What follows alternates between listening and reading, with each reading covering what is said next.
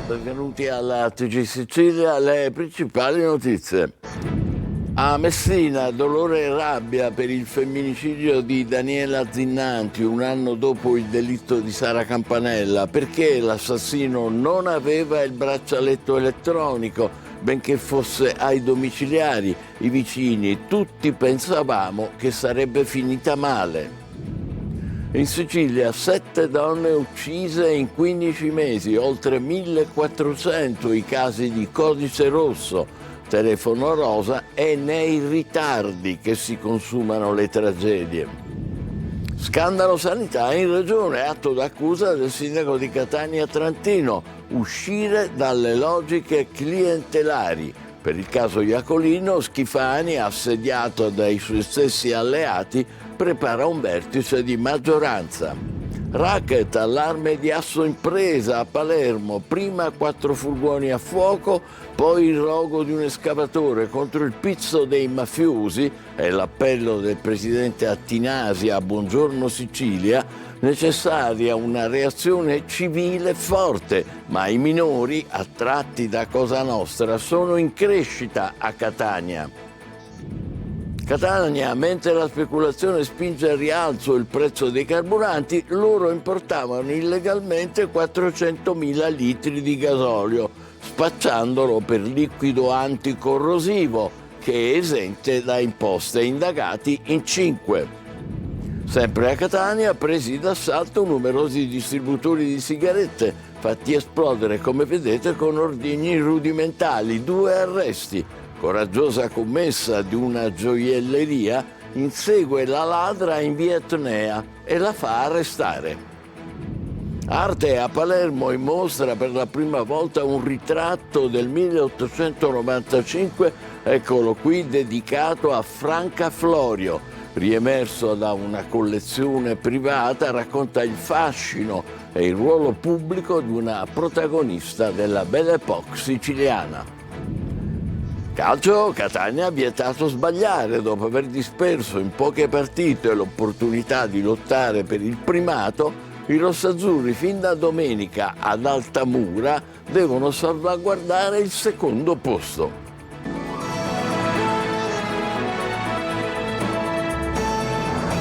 Bentrovati. Messina, fiori sotto casa e dolore per il femminicidio di Daniela Zinnanti. La famiglia pretende chiarezza, soprattutto sul perché l'assassino non avesse il braccialetto elettronico, nonostante l'ordine della magistratura. Francesco Triolo. Una rosa, lilium, gigli, sotto la finestra della casa di Daniela Zinnanti ci sono fiori a dare colore in questo complesso di case di via Lombardia a Messina. Un dolore silenzioso, senza parole, per la morte della cinquantenne. Il giorno esatto del femminicidio della donna per mano dell'ex compagno Santino Bonfiglio lo potrà stabilire solo l'autopsia. Sul caso indaga la polizia, coordinata dalla sostituto Roberta Laspeme. Dovranno stabilire cosa è accaduto, dovranno ascoltare ancora l'uomo che si trova in stato di fermo. Sino a questa mattina l'avvocato Oleg Traclo, che difende Bonfiglio, non aveva ancora ricevuto comunicazione per l'interrogatorio di garanzia. L'aspetto più clamoroso è quello del braccialetto elettronico che non è stato applicato all'uomo ai domiciliari, nonostante fosse previsto nell'ordinanza. Non c'era il dispositivo, sarebbe arrivato oggi, dicono, ma a questa la famiglia di Daniela Zinnanti non basta e parlano di morte annunciata ed è un aspetto sul quale chiederanno spiegazioni attraverso il legale della donna, l'avvocato Filippo Briani, confermato dalla famiglia. Sì, chiaramente le indagini sono all'inizio, vedremo esattamente cosa è successo, noi abbiamo piena fiducia negli investigatori che ritengo finora stiano facendo un ottimo lavoro e se questo aspetto dovesse emergere, chiaramente andremo poi fino in fondo su questo profilo. Il mandato mi è stato confermato dal fratello stamattina, io ero il legale della signora, la signora aveva fatto una prima denuncia nei confronti di questo signore e poi ritenne di ritirarla contro quello che era il parere sia del legale che dei fratelli e poi ne fece un'altra autonoma, ho scoperto proprio in questi giorni, in questa occasione, alcune settimane fa. È una morte che comunque ha lasciato sgomenti, tutti, proprio per queste modalità, perché dicono le associazioni antiviolenza, l'invito è sempre quello di denunciare, ma poi servono gli strumenti per tutelare chi lo fa. In Sicilia 7 donne sono state uccise in 15 mesi e nei primi mesi di quest'anno sono oltre 1400 i casi di codice rosso. Nella nostra regione cresce il numero delle denunce per violenza di genere, ma Telefono Rosa denuncia è nei ritardi che si consumano le tragedie. Roberta Lunghi. Daniela Zinnanti, ultima in ordine di tempo e terzo caso di femminicidio a Messina negli ultimi 15 mesi. La sua morte annunciata riporta l'attenzione sulla violenza di genere in Sicilia, dove nel 2025 e nei primi mesi del 2026 si contano 7 donne uccise e oltre 1400 casi di codice rosso attivati dalle procure per denunce di maltrattamenti, stalking e violenza sessuale, tentato femminicidio. Nel dettaglio, nel solo 2025 si registrano 595 casi nel distretto di Palermo con Trapani e Agrigento, 410 Catania con competenze su Ragusa e Siracusa, 221 a Messina, 144 tra Caltanissetta ed Enna. Numeri in aumento che secondo i centri antiviolenza sono legati a un crescente ricorso alla denuncia. Tuttavia oltre il 70% dei femminicidi è preceduto da violenze già denunciate e in questi casi, come quello di Daniela Zinnanti, il braccialetto elettronico che doveva esserci e che non c'era sarebbe stato fondamentale per la sua vita. Ci chiediamo come mai, nonostante gli strumenti che abbiamo a disposizione, questi non vengano applicati con tempestività ed efficacia. Perché è nelle mancanze, nei ritardi che si consumano le tragedie. E allora dobbiamo avere il coraggio di chiederci seriamente che cosa non ha funzionato e quello che bisogna ancora fare affinché nessuna donna debba più morire. Cambiamo argomento, l'inchiesta Iacolino, atto d'accusa del sindaco di Catania Trantino. La sanità deve uscire dalle logiche di amicizia e di vicinanza politica. Tusi Lazzara. Sanità nella bufera dopo l'inchiesta Iacolino, il supermanager indagato per concorso esterno in associazione mafiosa. E arriva l'atto d'accusa del sindaco Enrico Trantino, che non le manda a dire. Evidentemente sintomo di inefficienza. Se noi ancora una volta subordiniamo l'accesso alle strutture di vertice, all'amicizia, al comparaggio, alla vicinanza politica, è chiaro che non avremo mai una sanità che sia soddisfacente, ma che soprattutto che venga percepita come soddisfacente. L'indagine, che ricostruisce anni di mazzette grazie alle intercettazioni ambientali che hanno ripreso il dirigente della regione Teresi intascare soldi e baciare il boss Vetro, restituisce le dinamiche di certa burocrazia regionale. L'inchiesta per me costituisce solo un campanello ulteriore d'allarme rispetto alla disinvoltura con cui alcuni soggetti danno confidenza a gente a cui io non rivolgerei neanche la parola, ma mai come soggetto politico potrei permettermi di, se è vero quello che ho letto, di agevolare pratiche loro, comunque di inserirli in contesti lavorativi. E adesso c'è bisogno di un cambio di passo per un reale cambiamento a partire dalle logiche della politica. Intanto a Palermo sale la tensione nel centrodestra regionale. Schifani, assediato dai suoi stessi alleati per effetto appunto del caso Iacolino, attende sviluppi prima di convocare un vertice di maggioranza. Amalio Viola. Il caso Iacolino spacca la maggioranza, che già in Sicilia non era in buona salute politica. I segnali di insofferenza vissuti nei mesi scorsi sono letteralmente esplosi nella giornata di ieri, quando all'Ars si è tentato di votare per la seconda volta la legge sul terzo mandato dei sindaci, già bocciata il 17 febbraio. Ieri è andata in scena una nuova bocciatura, ma stavolta con numeri bulgari, 43 contrari contro solo 18 favorevoli. La debacle era nell'aria, tanto che il governo Schifani, ormai assediato dai malumori, aveva scelto di non dare indicazioni di voto, sottraendosi a questo massacro. Ma la scelta non è bastata. Le opposizioni hanno usato gli interventi in aula per attaccare e chiedere le dimissioni del governo, che continua ad andare avanti ignorando quello che succede nella sanità siciliana. Fuori dall'Ars, da una parte ci sono gli autonomisti, che da 2 anni hanno messo in campo un dossier proprio sulla sanità, chiedendo di azzerare tutte le nomine ai manager e procedere a scelte coraggiose. Dall'altra parte ci sono pezzi della stessa maggioranza che tentano di approfittare della situazione per tirare acqua al proprio mulino, chiedendo sostituzioni di manager, a Siracusa ad esempio dove c'è un commissario dimissionario come ad Agrigento. Proprio Iacolino, oggi indagato e dimissionario, era stato al centro nei mesi scorsi di uno scontro fra Fratelli d'Italia e l'area di Forza Italia che fa capo al presidente Schifani. Ora gli alleati tacciono formalmente, ma un vertice nelle cose anche per arginare la protesta del voto che avviene ad ogni occasione. Ma il vertice stesso non sarà imminente, c'è da attendere l'interrogatorio di Iacolino e le scelte dei giudici, mentre qualcuno dall'interno di Forza Italia ricorda ai meloniani che si attende ancora anche il pronunciamento del giudice su Elvira Amata, una situazione di tensione che invece di scemare continua a crescere.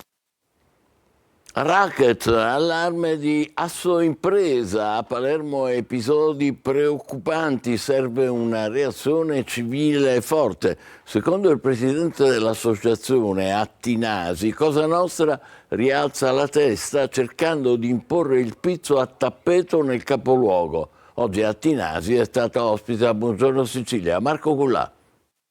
Prima l'incendio in un parcheggio di via Saetta che ha distrutto 4 furgoni posteggiati, poi il rogo che ha danneggiato un escavatore in viale Medeo d'Aosta, infine sabato scorso un nuovo raid contro una tabaccheria di via Messina Marine.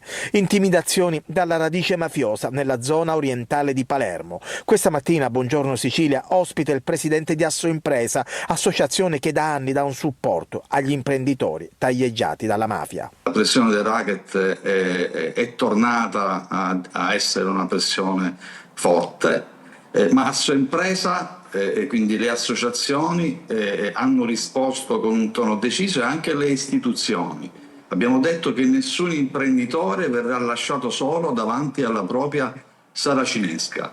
Secondo Attinasi sarebbe ormai chiaro che nella periferia orientale della città Cosa Nostra sta rialzando la testa attraverso il racket delle estorsioni e chi si rifiuta di pagare subisce pesanti conseguenze. Serve una vicinanza anche politica e burocratica, chiediamo tempi rapidi per i risarcimenti e una presenza costante dello Stato nei quartieri della zona est di Palermo, che è dove si stanno verificando questi fatti. Dobbiamo dare fiducia soprattutto a chi ha deciso di resistere e di chiedere un aiuto. Non bisogna avere più paura, bisogna affidarsi alle forze dell'ordine e alle associazioni affinché si possa in qualche maniera debellare questo sistema.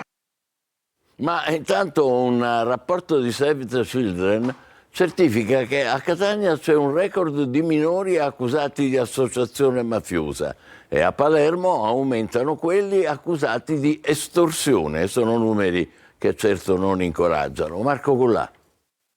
In Sicilia è in calo il numero dei minori segnalati per rapina e associazione per delinquere, ma preoccupa l'incidenza per associazione di tipo mafioso, la più alta in Italia. Lo si evince dal rapporto Disarmati di Save the Children che prende in esame il primo semestre 2025. Nei primi 6 mesi del 2025 i minori denunciati o arrestati a livello nazionale per associazione mafiosa sono 46, a segnalare un possibile preoccupante aumento rispetto al 2024, quando sono stati 49. Dei 46 a Catania se ne registrano ben 16, un dato significativo. A Palermo invece aumentano i minori segnalati per estorsione, mentre calano leggermente a Catania. Nelle 3 città, Palermo, Catania e Messina, calano anche i reati di associazione per delinquere. Aumentano invece i minori denunciati o arrestati per porto d'armi a Palermo, 46 nel 2024, 13 nel 2014. A Catania invece 16 nel 2024, 11 nel 2014. Un'istantanea che preoccupa e che evidenzia come nell'ultimo decennio sia cambiata l'intensità e le modalità della violenza agita dagli adolescenti, più immediata, visibile, condivisa e amplificata anche attraverso i social media. Marijuana coltivata al coperto a Palermo, è stato l'odore nell'aria a tradire una serra clandestina di erba nel quartiere Noce. Seguendo la traccia i carabinieri, li vedete, sono arrivati a una palazzina apparentemente abbandonata e all'interno hanno scoperto questa serra indoor attrezzata con lampade, ventilatori, impianti di aerazione. Hanno sequestrato 80 piante di marijuana, 1 chilo di droga già essiccata e l'attrezzatura per la coltivazione. È stato arrestato un palermitano con precedenti che si era pure allacciato abusivamente alla rete elettrica con un furto di energia di 100.000 euro. Miscemi, la preoccupazione dopo la frana che a gennaio ha devastato il paese approda alla Camera dei Deputati in Commissione Ambiente l'audizione del capo della Protezione Civile siciliano, che ha ricostruito le cause del dissesto e indicato le possibili soluzioni per la messa in sicurezza dell'area. Gerri Italia. La frana che a fine gennaio ha messo in ginocchio una parte del territorio di Niscemi arriva ancora all'attenzione del Parlamento. Davanti alla Commissione Ambiente della Camera dei Deputati, il capo del Dipartimento della Protezione Civile Fabio Siciliano ha ricostruito le fasi che hanno preceduto il cedimento del terreno. Secondo i dati analizzati dalla Protezione Civile, le precipitazioni registrate in quei giorni non sarebbero state particolarmente intense. A far scattare l'allarme invece sarebbe stato l'aumento dell'umidità nel sottosuolo rilevato dai sistemi satellitari. Nel giro di pochi giorni il livello di saturazione del terreno è cresciuto rapidamente fino a provocare il distacco principale della frana il 25 gennaio. Durante l'audizione è stata anche tracciata una strategia per la messa in sicurezza dell'area a sud della città. Gli interventi previsti puntano innanzitutto a ridurre la quantità d'acqua nel terreno attraverso opere di drenaggio e ingegneria idraulica. Sulla vulnerabilità si fa un ragionamento che ovviamente è sulle case integre. Per poterla ridurre è necessario fare due cose: assistenza alla popolazione, quella che si sta facendo adesso, e poi ovviamente un'attività stabile che deve prevedere la messa in sicurezza del territorio, quindi la riduzione della vulnerabilità, all'interno della quale c'è anche ovviamente tutta quella che è l'attività di opera di demolizione per il riprofilamento geografico della linea di frana. Questa roba si fa con l'autorità di bacino, però si fa anche con i centri di competenza del Dipartimento della Protezione Civile, che stanno facendo già da adesso un'analisi del reticolo superficiale, in maniera tale da poter consentire all'interno di quelli che saranno i progetti di realizzazione della messa in sicurezza anche questo tipo di considerazioni. L'obiettivo, spiegano dalla Protezione Civile, non è soltanto riparare i danni, ma prevenire nuovi cedimenti. Un caso che secondo gli esperti riaccende i riflettori sulla fragilità idrogeologica di molte aree del paese e sulla necessità di investire sempre di più in prevenzione e monitoraggio del territorio. Catania, maxi traffico di carburante che arrivava dall'est Europa, mascherato da un liquido esente da imposte, sequestri per oltre 200.000 euro e 400.000 litri di gasolio. Eva Spampinato. Dichiaravano che fosse un liquido bioanticorrosivo, ma in realtà era gasolio e arrivava in Italia da raffinerie dell'est Europa su gomme o su rotaia, utilizzando documenti falsi in cui si dichiarava che quel liquido, 400.000 litri in tutto, era esente da imposte. Una maxi frode tra l'est Europa e la Sicilia, scoperta dalla Guardia di Finanza di Catania, che secondo la procura etnea aveva un meccanismo preciso e ben rodato, portato avanti da un imprenditore di Adrano del settore dei trasporti e dai suoi 4 presunti complici indagati per sottrazione fraudolenta al pagamento delle accise sui prodotti energetici. Nel corso dell'operazione sono stati sequestrati beni per 235.000 euro, oltre a 143.000 litri di carburante, un deposito abusivo, tank container, mezzi pesanti e decine di cisterne. Sequestrate anche 3 società di logistica ritenute coinvolte nel sistema illecito. Per 2 indagati è scattato l'obbligo di presentazione alla polizia giudiziaria, mentre per altri 3 il divieto di esercitare attività di impresa. Sempre a Catania, presi d'assalto numerosi distributori di sigarette fatti esplodere con ordigni rudimentali. 2 arresti. Giusy Lazzara. A Catania la polizia ha identificato e arrestato 2 rapinatori per numerosi furti a distributori di sigarette automatici. In queste immagini i 2 rapinatori a giugno sono in azione e avevano preso di mira i distributori facendoli esplodere con ordigni rudimentali per rubare sigarette e contanti. Gli investigatori sono arrivati a loro analizzando le immagini degli impianti di videosorveglianza delle diverse zone della città dove erano avvenuti i furti e le successive perquisizioni nelle loro abitazioni hanno fatto scoprire anche la presenza di materiale esplodente. I 2 sono accusati di furto aggravato e posti agli arresti domiciliari con braccialetto elettronico su disposizione del giudice. A Catania una donna ha tentato il colpo in una gioielleria in via Etnea e per non destare sospetti si è portata con sé la figlia di 7 anni.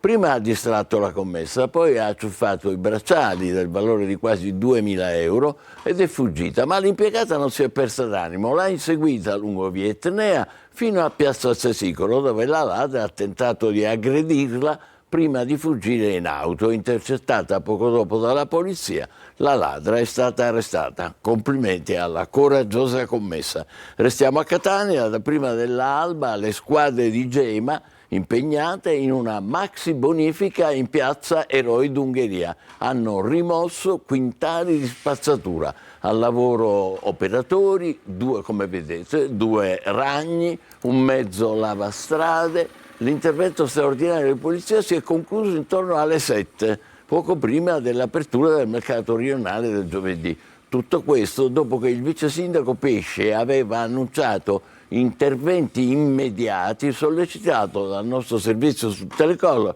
che mostrava la discarica che aveva reso invivibile la piazza. Per evitare nuovi accumuli di rifiuti e in attesa di un sistema adeguato di videosorveglianza, l'area sarà presidiata dalla polizia locale.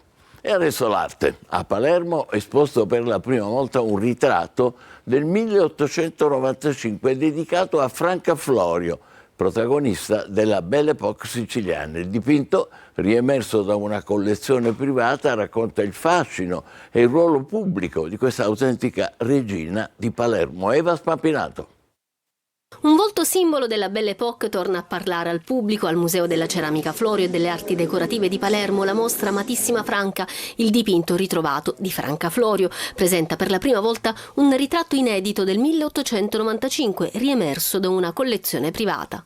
Da storici abbiamo approfondito le ricerche e abbiamo trovato una fotografia di Donna Franca Florio autografata, usata probabilmente come studio preparatorio. L'opera ritrae Franca Florio a mezzo busto, di spalle, in una posa sorprendentemente moderna. Lo sguardo non incontra quello dello spettatore, ma si sottrae, lasciando emergere una presenza elegante e distante. L'abito bianco e i gioielli raccontano il lusso e il prestigio della donna che fu definita la regina di Palermo. Lo si capisce per i tratti del viso e per il profilo importante, ma anche per i gioielli indossati. Infatti è noto il Collier des Chênes di Cartier. Il dipinto, mai esposto prima, è stato identificato dagli studiosi Vincenzo Profetto e Antonio Locascio e restaurato per l'occasione. In mostra anche fotografie originali d'epoca che dialogano con il quadro, ricostruendo l'immagine pubblica di una figura che seppe incarnare lo splendore e il declino della grande stagione del Florio. È un documento che dà un'ulteriore conferma di quello che era il suo prestigio, ma soprattutto di quello che lei rappresentava, e cioè un simbolo della Belle Époque. L'esposizione resterà visitabile fino al 12 aprile.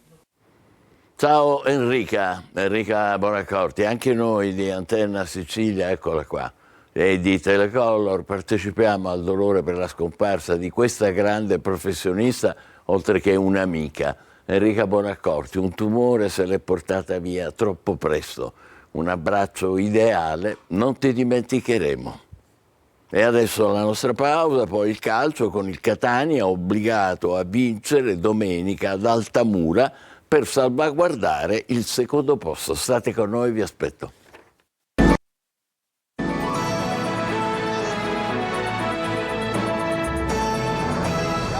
Il Catania guarda la sfida con l'Altamura, dove rientrerà Quaini dopo la squalifica. L'obiettivo è riprendere a correre per recuperare fiducia in vista dei play-off. Marco Carli. Per riprendere convinzione e per salvaguardare il futuro, il Catania d'Altamura, con diretta su Telecolor contro una squadra in corsa per i play-off, si gioca tanto, perché conterà la prestazione, quella che non si è vista con la Casertana e che invece aveva soddisfatto nelle gare di Salerno e Benevento, nonostante i risultati. E conterà la classifica, perché dopo i 10 punti conquistati nelle ultime 8 partite, il Cosenza è a meno 5 e tutelare il secondo posto vuol dire tantissimo in vista dei play-off, visto che garantisce l'avvio dai quarti di finale. Una corsa che parte dalla Puglia, dove il Catania non può permettersi di sbagliare un colpo, o quasi, ma l'obiettivo resta lì, con la delusione di aver fallito quello principale, la promozione diretta. Ora c'è il secondo, i play-off, appunto. Per la gara con i pugliesi, Toscano confida di aggregare fra i convocati Cicerelli. Forte sta meglio ed ha cominciato la riatletizzazione. Per Casasola tutto ok, dopo lo stop di domenica dovuto solo ai crampi. Come Quaini, che rientra dalla squalifica, ci sarà ad Altamura, dove il Catania vuole ritrovare se stesso, quella squadra che magari non ha sovente entusiasmato per gioco, ma che fino a un mese fa era nettamente in corsa per il primato. E noi ci fermiamo qui, grazie per l'attenzione e buon pomeriggio.